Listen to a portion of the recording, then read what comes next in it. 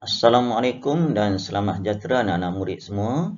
Pada hari ini cikgu akan bawa satu tajuk, tapi bukan tajuk dalam buku teks, tapi tajuk pada hari ini ialah teknik menjawab bahasa Melayu penulisan. Cikgu fokuskan dahulu kepada bahagian A.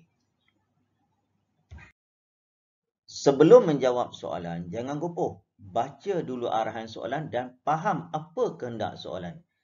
Antara arahan bahagian A ada 3. Contoh, tulis 5 ayat lengkap tentang aktiviti-aktiviti yang terdapat dalam gambar. Ataupun mungkin soalannya, tulis 5 ayat lengkap tentang gambar yang diberi. Ataupun boleh jadi, arahannya tulis 5 ayat lengkap tentang situasi yang terdapat dalam gambar. Apa yang kita bincang pada hari ini adalah sebagai ulang kaji, nak ingat balik semula kepada murid-murid yang akan menduduki pentaksiran setara standard ataupun lebih kenali PSS bermula pada minggu hadapan. Ini cikgu bawa satu contoh soalan dan bagaimana nak bimbing kamu cara nak menjawab. Okey, lihat gambar di bawah dengan teliti. Tulis 5 ayat lengkap tentang aktiviti yang terdapat dalam gambar di bawah. Kalau cikgu lebih fokus pada kamu nampak di sini ialah aktiviti. Aktiviti ialah perbuatan. Kita dah belajar dalam buku teks, aktiviti mesti ada imbuhan mem ke, ber ke, ada masa dia aktiviti tanpa imbuhan. Okey, ingat balik semula. Berdasarkan gambar ni, ada cara guru dia suruh bulatkan. Ada murid dia tak suka bulat, dia comot dan sebagainya. Dia tengok, dia gariskan. Ada murid dia tengok, kemudian dia buat macam garisan. Rangka isi. Apa cara pun, jangan terus jawab. Kita cari dulu mana dia perbuatan. Kalau nak buat 5 ayat, mesti ada 5 aktiviti. Tengok dalam gambar ni. Cari. Ada gambar yang pertama, perempuan. Apa dia buat? Cuba cari 5. Sekurang-kurangnya 5. Kalau dapat 6, 7 tu adalah satu kelebihan pada kamu. Jadi kalau dapat 6, kita pilih 5 yang terbaik. Okay, itu langkah pertama. Cari mana yang menunjukkan perbuatan. Kalau ada 5 orang, 5 perbuatan. Okay, itu langkah yang pertama. Kamu dah cari 5 tadi perbuatan, kamu buat rangka isi. Apa ataupun kita panggil isi-isi penting. Apa nak tulis dalam ayat tu? Contoh nombor 1, memberi ikan makan boleh, ataupun mencapak makanan ikan boleh, ataupun menabur makanan ikan boleh. Bahasa Melayu ni dia banyak. Okey, ataupun nombor 2 pula. Tadi nombor 1, nombor 2, membaja ataupun menanam biji benih atau menanam pokok atau menggembur tanah. Rujuk pada gambar. Kadang-kadang satu gambar ni taksiran murid berbeza, tetapi ingat, dia mesti menjuruskan kepada aktiviti. Membaca, menanam, itu perbuatan. Yang ketiga, membuang sampah ataupun memasukkan sampah ataupun memegang pongkis. Pongkis ni alat untuk memegang, untuk mengumpul sampah untuk dibuangkan. Nombor 4, mencabut rumput boleh, merumput pun boleh, ataupun mencabut batu-bata yang terdapat di sekitar tu. Nombor 5, menyiram pokok bunga ataupun menjirus pokok bunga. Dan yang keenam, melihat burung boleh, membaiki sangkar boleh, ataupun membentulkan sangkar. Okey, ada 6 di sini. Pilih yang mana yang paling mudah untuk kamu buat ayat. Ini contoh yang kedua. Ada murid dia buat pemisahkan begini.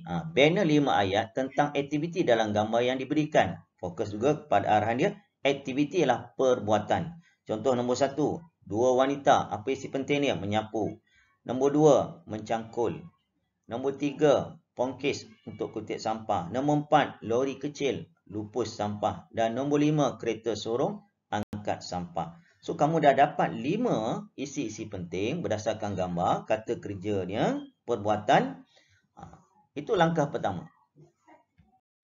Berdasarkan gambar ni, kita buat 2. Satu ayat mudah, ayat yang pendek dahulu. Kalau murid tahun 1 ataupun tahap 1, dia panggil mereka buat ayat tunggal. Tapi dah masuk darjah 3, dah mula buat ayat majmuk. Okay, contoh, paling tidak pun kamu buatlah ayat mudah tu, 2 orang wanita menyapu contoh. Kalau nampak 2 orang. Kalau lebih daripada 2 orang, 4 orang, 5 orang, kita tak payah bilang. Kita beberapa orang. Jadi kalau kamu nampak 2 orang, 2 orang wanita menyapu.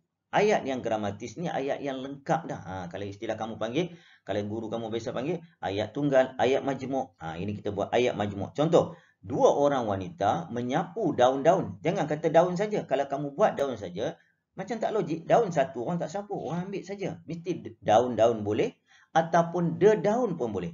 yang berguguran dari pokok-pokok yang terdapat di kawasan tersebut. Yang berguguran, maksud daun tu jatuh sendiri. Itu contoh nombor 1. Untuk nombor 2 pula, perbuatan ialah mencangkul. Okey, ayat mudah. Seorang lelaki mencangkul tanah. Okey.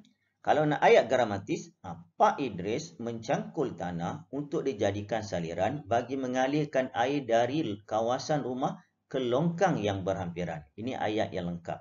Ayat lengkap ni paling tidak murid cuba buat antara 8 sampai 12. Jangan buat sampai panjang 20. Bila sampai 20, ingat panjangnya ayat belum tentu kamu dapat markah yang penuh. Okay. Kadang-kadang nanti dia ada pengulangan perkataan dalam ayat. Kalau boleh 12, 13 tu okey dah. Yang ketiga, lelaki memegang pongkis. Ayat mudahnya seorang pemuda memegang pongkis. Ayat gramatis macam mana? Seorang pemuda sedang memegang pongkis untuk mengisi tanah-tanah yang dicangkul oleh Pak Idris. Kalau tak nak guna seorang pemuda, kamu terus letak nama. Abu, sedang. Boleh juga. Okey, tak kisah. Nombor 4, berdasarkan gambar tu, lori kecil lupa sampah. Ayat mudah, Nasrul mencampak sampah. Dicampak ke mana? Buat ayat yang lengkap. Contoh, ayat gramatis, Nasrul mencampak sampah ke dalam sebuah lori kecil untuk dilupuskan. Jangan ke dalam lori saja, sebab gunakan penjodoh bilangan sebuah lori untuk dilupuskan. Dan nombor 5 pula, rangka isi yang kamu dah cari tadi, mungkin kamu letak menolak kereta sorong. Jangan kata troli dekat pasar raya. Ini kereta sorong. Ayat mudah, seorang pemuda menolak kereta sorong. Kalau nak lengkapkan lagi, seorang pemuda berbangsa Cina menolak kereta sorong yang dipenuhi sampah sarap. Lengkap 5 ayat. Ini cikgu ambil contoh, macam mana kita nak panjang ayat. Ada murid kata, cikgu, saya buat 5 patah perkataan je, saya tak tahu nak panjangkan ayat. Okey, contoh kalau ada gambar orang sedang baca surat khabar. Contoh ayat yang pendek. Seorang budak lelaki sedang membaca surat khabar. Kalau kamu tengok sini ada 7 patah perkataan. Kira dah lengkap dah. Ayat tersebut dah betul dah. Macam mana kita nak buat ayat majmuk, ayat gramatis? Kita panjang lagi. Cabar minda kita ni fikir. Jangan tak fikir. Kalau nak dapat markah yang baik, kena ada usaha lah. Okey, ayat kedua contohnya. Seorang budak lelaki sedang membaca surat khabar di halaman rumahnya. Ingat formula-formula buat ayat balik semula. Siapa, apa, di mana, itu mesti ada. Dalam buat ayat, mesti ada formula. Okey, seterusnya. Seorang budak, ini contoh lain pula. Seorang budak lelaki sedang membaca surat khabar sambil bersarapan di halaman rumah setiap pagi. Apabila dah selesai buat 5 ayat, ada 2 cara. Cara yang pertama, kamu teruskan buat bahagian B ataupun bahagian C, ikut mana yang senang. Ada murid dia jawab bahagian C, kemudian dia pergi bahagian B. Akhir sekali, sebelum hantar, kamu tengok ada 10 minit ke 5 minit, jangan duduk saja. Ada murid dia tutup, kemudian dia menung. Dia main pemadam lah. Semak balik. Apa yang kita nak semak? Antaranya, semak penggunaan bahasa. Betul dah ayat kita tadi. Baca balik semula. Alamak, ayat ni terbalik lah. Yang kedua, struktur ayat. Yang ketiga, ini ringkas saja, yang nak ulang kaji saja ni ya. Okey, yang ketiga, kosakata. Betul tak perkataan yang kita guna ni? Contohnya memasak nasi. Oh, sepatutnya menanak nasi. Oh, memasak air. Bukan, oh sepatutnya menjerang air. Okey. Itu kosakata, perkataan yang sesuai. Yang keempat, kita tengok pula imbuhan. Ada guna imbuhan atau tidak? Oh, imbuhan kan ke, me-ai ke? Ada imbuhan ke, tak ada imbuhan ke? Membaca ke, berbaca ke? Membaca buku, sepatutnya kamu tulis berbaca buku. Contoh, kesalahan imbuhan. Yang berikutnya ni paling penting, ketara sangat. Ejaan. Ejaan ni pula terbagi pada 2. Satu, kalau yang Y-A-N-G, Allah tertinggal Y-A-N. Itu satu. Yang kedua, masa bila kita nak guna kata nama khas. Cikgu dah ajar banyak kali juga, guru kamu pun dah ajar. Huruf besar, kata nama khas. Kalau lain, huruf kecil. Oh, semak ejaan. Dan akhir sekali, ada dah. Ini paling penting, biar nampak. Tanda baca yang paling penting lah. Tanda nokta ada dah. Tanda koma ada dah. Biasa itu penting 2 tu dah. Tanda nokta, tanda koma. Kecuali dalam bahagian C, mungkin kamu ada guna pembuka kata, penutup kata, ataupun yang lain lah. Tanda soal, tanda seru. Okay. Semak balik semula. Ini adalah simbol-simbol. Kalau kamu dapat kertas periksa, mungkin dah tahu ni tak ada periksa. Kalau murid, kalau tahun 6, nak ambil PSR, memang cikgu ingatkan benda-benda macam ni. Cikgu, ada murid dia nak tahu. Cikgu, kenapa markah saya dapat sikit? Tak dapat A, tak dapat B, dapat C. Bagus, murid begitu dia tanya. Cikgu akan terangkan, ini kesalahan kamu. Ini simbol-simbolnya. Yang kita nak simbol ni, yang pertama paling penting adalah simbol tanda right tu. Itu isi. Kalau isi lengkap, bahagian A ada isi, bahagian B ada isi, bahagian C pun ada isi. Ini bahagian isi. Yang dalam kurungan ni adalah kesalahan isi yang tak ada kaitan. Ini kita bimbang ni. Kalau dulu dipanggil istilah terpesong. Yang macam orang sakit ni, ini kesalahan struktur ayat. Ayat yang tidak betul. Contoh, sepatutnya, budak itu sangat jahat. Itu budak jahat. Contohlah. Okay, ini kesalahan struktur ayat. Yang garisan ni pula, kesalahan penggunaan perkataan. Macam tadi, menjerang air. Kamu letak memasak air. Cikgu gariskan. Kesalahan perkataan. Yang bulat ni, kesalahan tanda baca. Tak ada tanda nota khususnya. Bila buat tanda nota, pastikan nampak. Yang palang tu, kesalahan ejaan. Contoh, yang tadi, Y-A-N. Ataupun Y-O-N-G contohnya. Kesalahan ejaan. Kalau jumpa dua kali, ini maksudnya kesalahan ejaan yang berulang. Maksudnya Y-A-N. Sekali lagi pun Y-A-N. G tak ada juga. Yang dua garisan ni kesalahan imbuhan. Imbuhan sepatutnya menanak. Kamu tu bertanak. Contoh. Yang juga kesalahan imbuhan berulang. Ini adalah simbol-simbol dalam kertas peperiksaan. Bila kamu dapat saja, kamu tengok. Apa simbol yang kamu dapat? Alamak, dapat simbol right 2 je. Maksudnya isi ada 2 saja. Ini lihat contoh macam mana guru menanda. Kalau nombor 1, murid-murid sedang bergotong royong di Taman Sains. Okey, contoh betul. Guru akan right. Kalau tengok di sini bergotong royong contoh. Satu tu. Nampak kesalahan ya. U sepatut O. Yang kedua kesalahan dia Aminah. Sepatut huruf besar. Yang nombor 3 ni ada tanda kurungan tu. Maksudnya tak ada kaitan. Mereka berasa gembira apabila Taman Sains mereka bersih. Ini tak ada kaitan ni ya. Sebab dia nak aktiviti. Ingat tadi perbuatan. Nombor 4, apa kesalahan dia? Berbuang. Sepatut membuang. Di dalam. Digariskan. Walaupun ejaannya betul. Ini kata arah. Contoh.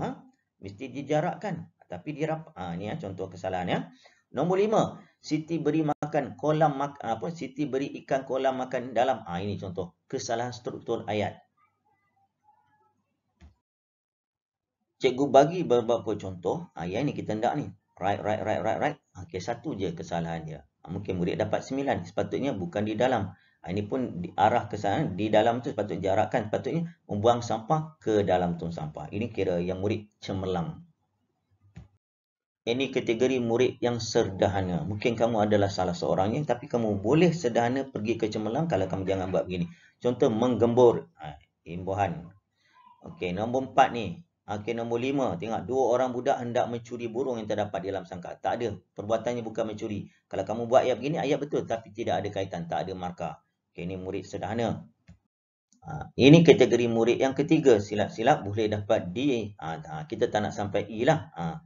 Boleh usaha lagi. Ini ayat yang pendek-pendek sangat. Tengok. Contoh nombor 2. Ahmad menggembur tanah. Ayat betul. Tapi cikgu nak bagi 2. Kalau bagi satu ayat 2, 5 darab 2, 10.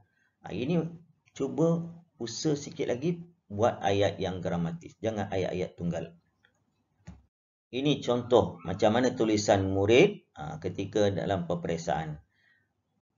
Cikgu rasa tulisan ini kategori sederhana. Boleh tulis dengan lebih jelas lagi untuk memudahkan pemeriksa membaca dan menanda untuk memberi markah. Sebagai kesimpulannya, penulisan terbagi pada 3, penulisan bahagian A, bahagian B, bahagian C. Bahagian A ni sebenarnya nak membantu murid. Sekurang-kurangnya kamu dah dapat 10 markah. 10 bukan 10. Sebenarnya 10 tu dia darab 2, 20 markah. Kalau kamu dapat 9, 9 darab 2, 18. Banyak tu. Jadi jangan ambil mudah. Bantuan ada, bantuan gambar. Cuma kamu nak buat ayat saja. Jadi pastikan jangan buat ayat yang sampai 6 ayat. Walaupun kamu dapat 6 isi penting tadi, jangan buat 6. Arahan dia 5. Cari yang terbaik. Jangan buat 3. Tak cukup. Jadi cikgu rasa ambil kesempatan untuk ulang kaji sebagai persediaan untuk menduduki peperiksaan bermula pada minggu hadapan. Jumpa lagi bersama Cikgu Zul. Assalamualaikum. Selamat sejahtera. Bye semua. Selamat mengulang kaji.